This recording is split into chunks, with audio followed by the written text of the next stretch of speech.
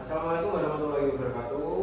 Waalaikumsalam warahmatullahi wabarakatuh. Di sini saya bersama kelompok saya akan mempresentasikan standar manajemen risiko dan kerangka kerja studi kasus lembaga pemerintah Indonesia.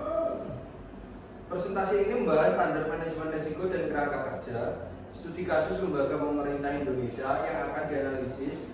Tujuannya adalah untuk meningkatkan efektivitas pengelolaan risiko, implementasi standar ISO 31000 dan JOSO IRM yang akan dibahas. Dengan saya Pedra Dewa Pandu dengan NIM 234311034. Saya Rizky Nama dengan NIM 234311031. Saya Ferry Trianggoro dengan NIM 234-11055. Saya Bunda Kizaim dengan NIM 234311029. Saya Renda Rusatala dengan NIM 234311044. Mengapa manajemen risiko penting bagi lembaga pemerintah? Manajemen risiko penting untuk mencapai tujuan lembaga. Risiko yang terkelola dengan baik meningkatkan efisiensi, kepercayaan publik juga meningkatkan dengan transparansi. Ini membantu lembaga pemerintah lebih akuntabel. Efisiensi operasional mengurangi hambatan dan efisiensi. Akuntabilitas meningkatkan kepercayaan publik, pencapaian tujuan, memastikan target terpenuhi. Standar manajemen risiko pengantar ISO 31000. ISO 31000 adalah standar internasional untuk manajemen risiko.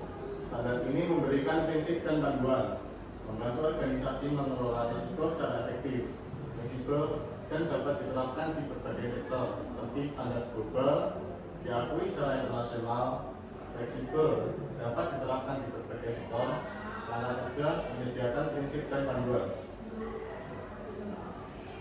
Kerangka kerja manajemen risiko COSORM.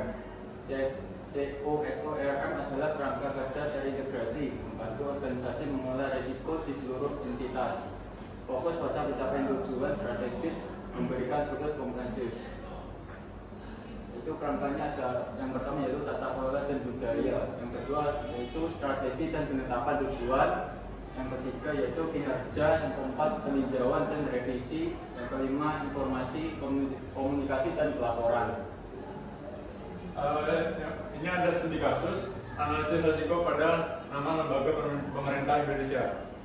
Analisis risiko di lembaga pemerintah dilakukan identifikasi risiko utama-utama yang dihadapi, evaluasi dampak dan probabilitas, dan penentuan strategi mitigasi yang tepat. Yang pertama, identifikasi risiko, mengidentifikasi risiko yang relevan. Yang kedua, evaluasi risiko, menilai dampak dan probabilitas. Dan yang ketiga, mitigasi risiko, mengembangkan strategi mitigasi. Penerapan standar dan kerangka kerja ISO 31000 dan JOSO-IRM. Penerapan ISO 31000 dan JOSO-IRM integrasi ke dalam proses bisnis yang ada. Pelatihan dan peningkatan kesadaran, monitoring dan evaluasi berkelanjutan.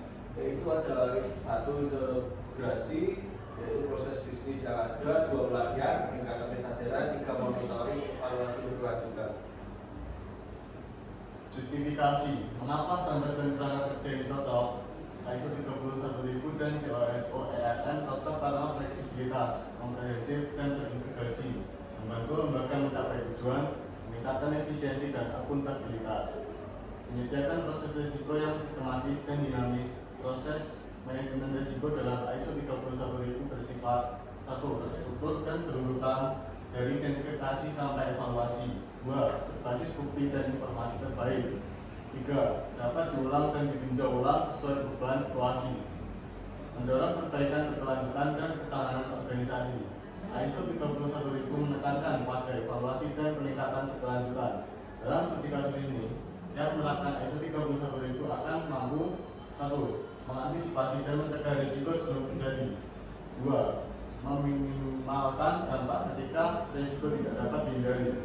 3. Melakukan adaptasi dan perbaikan sistem setelah risiko terjadi. Kesimpulan dan rekomendasi meningkatkan manajemen risiko.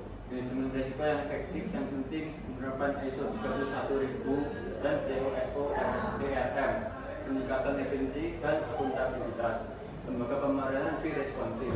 Yang pertama yaitu implementasi standar ISO 31000, adopsi kerangka kerja COSORM.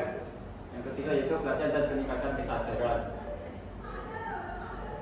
Sekian presentasi dari kelompok kami, kurang lebihnya mohon maaf. Assalamualaikum warahmatullahi wabarakatuh.